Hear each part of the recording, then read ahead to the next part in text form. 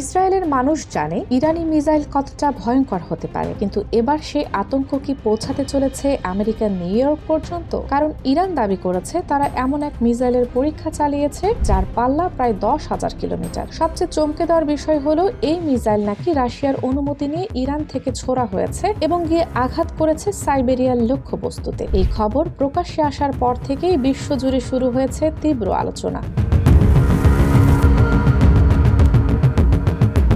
ইরানের রাষ্ট্রীয় সংবাদ মাধ্যমের দাবি অনুযায়ী চলতি সপ্তাহে দেশটির উত্তর মধ্যাঞ্চলের সেমনান প্রদেশে IRGCর একটি ঘাঁটি থেকে এই মিসাইলের সফল পরীক্ষা চালানো হয়েছে। ইরান বলছে এই মিসাইল এমনভাবে তৈরি করা হয়েছে যা মধ্যপ্রাচ্য ছাড়িয়ে ইউরোপ এমনকি আমেরিকার পূর্ব উপকূল পর্যন্ত পৌঁছাতে সক্ষম। অর্থাৎ চাইলে নিউ ইয়র্ক কিংবা ওয়াশিংটনের মতো শহরও এই মিসাইলের পাল্লার মধ্যে চলে আসতে পারে। এই খবরের আরেকটি গুরুত্বপূর্ণ দিক হলো রাশিয়ার ভূমিকা। বলা হচ্ছে রাশিয়ার অনুমতি নিয়েই ইরান এই পরীক্ষামূলক উৎক্ষেপণ চালিয়েছে এবং মিসাইলটি সাইবেরিয়ার দিকে নিক্ষেপ করা হয়েছিল। যদিও রাশিয়া এখনো আনুষ্ঠানিকভাবে এই বিষয়ে মুখ খোলেনি, তবে আন্তর্জাতিক মহলে প্রশ্ন উঠেছে রাশিয়া কি ইরানকে পরোক্ষভাবে সামরিক সহায়তা দিচ্ছে, নাকি এটি যুক্তরাষ্ট্রের প্রতি একটি কৌশলগত বার্তা?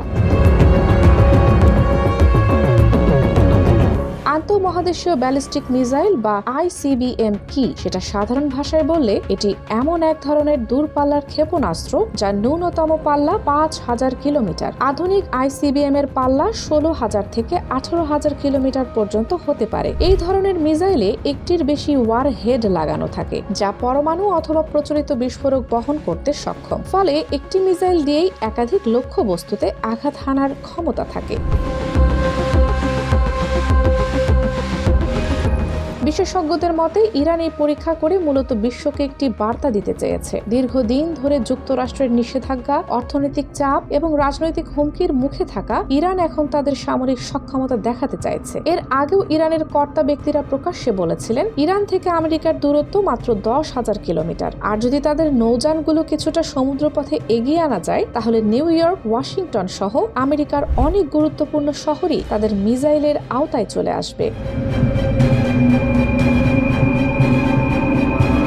এই বিষয়টি নিয়ে সবচেয়ে বেশি দুশ্চিন্তায় রয়েছে যুক্তরাষ্ট্র। মার্কিন প্রতিরক্ষা গোয়েন্দা সংস্থার এক প্রতিবেদনে আগেই বলা হয়েছিল 2035 সালের মধ্যে ইরান প্রায় 7টি আন্তঃমহাদেশীয় ব্যালিস্টিক মিসাইলের মালিক হতে পারে। ওই প্রতিবেদনে আশঙ্কা প্রকাশ করা হয় ইরানের ক্রমবর্ধমান দূরপাল্লার হামলা ক্ষমতা ভবিষ্যতে যুক্তরাষ্ট্র ও তার মিত্রদের জন্য একটি বড় হুমকিতে পরিণত হতে পারে। এর ফলে আমেরিকার উপর মিসাইল হামলার ঝুঁকি আগের তুলনায় কয়েক গুণ বেড়ে যেতে পারে। এই কারণেই আমেরিকা তাদের পূর্ব উপকূলে সামরিক উপস্থিতি আরো জোরদার করেছে। বিশেষ করে যেসব এলাকায় সামরিক ঘাঁটি এবং গুরুত্বপূর্ণ স্থাপনা রয়েছে সেখানে নজরদারি ও প্রতিরক্ষা ব্যবস্থা বাড়ানো হয়েছে। ওয়াশিংটনের নীতি নির্ধারকরা মনে করছেন ইরানের এই ধরনের মিসাইল পরীক্ষা উপেক্ষা করা মানে বড় ঝুঁকি নেওয়া।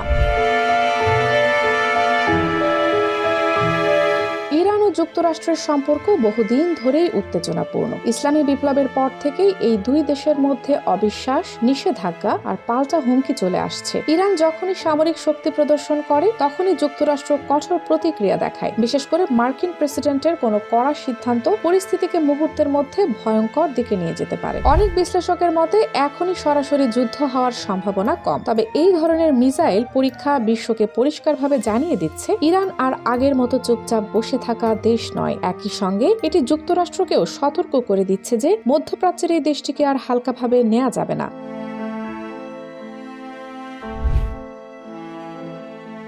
সব মিলিয়ে বলা যায় ইরানের এই মিসাইল পরীক্ষা শুধু একটি সামরিক ঘটনা নয়, বরং এটি বিশ্ব রাজনীতিতে একটি বড় বার্তা। তেল আবিব থেকে নিউ ইয়র্ক পর্যন্ত সবাই এখন একটাই প্রশ্ন করছে, পরবর্তী ধাক্কা আসবে কোথায়? বিশ্বে কি আরেকটি বড় সংঘাতের দিকে এগিয়ে যাচ্ছে, নাকি সবকিছু শেষ পর্যন্ত কূটনীতির টেবিলেই থেমে যাবে? এর উত্তর দেবে সময়।